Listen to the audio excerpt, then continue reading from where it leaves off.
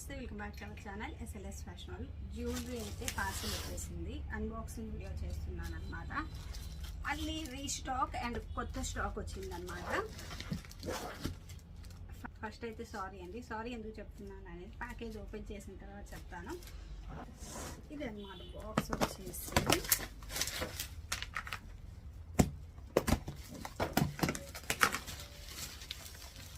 లక్ష్మీదేవి అమ్మవారు ఎప్పటి నుంచో ఫుల్గా తెప్పిస్తూనే ఉన్నాను. ఫుల్ ట్రెండింగ్ అండి. కొన్ని వేల పీసెస్ సేల్ చేస్తుంటాను. మళ్ళీ ఆర్డర్స్ వస్తూనే ఉన్నాయి.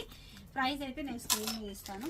ఇంకొకటి సారీ అని ఎందుకు చెప్పాలంటే చూడొచ్చు ఎన్ని పీసెస్ వచ్చాయి.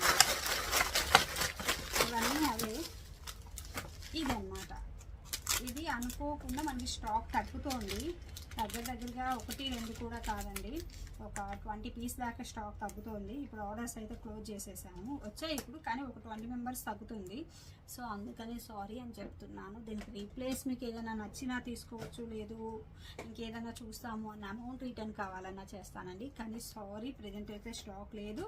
రావడానికి ఏంటంటే ఒక 1 మంత్ టైం చెప్పారు ఫ్యాక్టరీ వాళ్ళే 1 మంత్ అన్నారంటే మ్యాక్సిమం 40 days చేస్తారు, ఈజీగా చేస్తారు తెలుసు నాకు. సో అందుకనే సారీ అండి.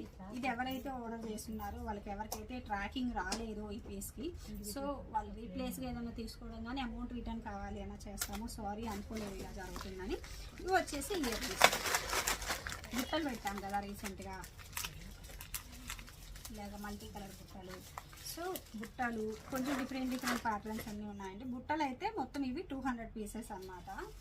ఇలా బుట్టలు వచ్చేసి 399 ఫ్రీ షిప్పింగ్లో పెట్టాను కదా బుట్టలు అన్నమాట. ఇవన్నీ కూడా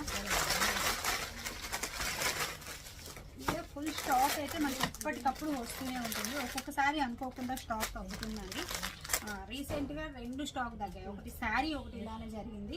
అది అసలు ఏం జరిగిందో తెలియదు, ఫ్యాక్టరీలో క్లోజ్ అంటే. సో దానివల్ల శారీ స్టాక్ తగ్గింది మనకి. ఒకటి వచ్చేసి ఇప్పుడు వచ్చేసి ఇది వచ్చేసి స్టాక్ తగ్గింది. ఇదైతే ఇంకా మళ్ళీ రావడానికి ఒక 40 days అలా పడుతుంది టైము. సో అందుకనే కొంచెం సారీ చెప్తున్నాను.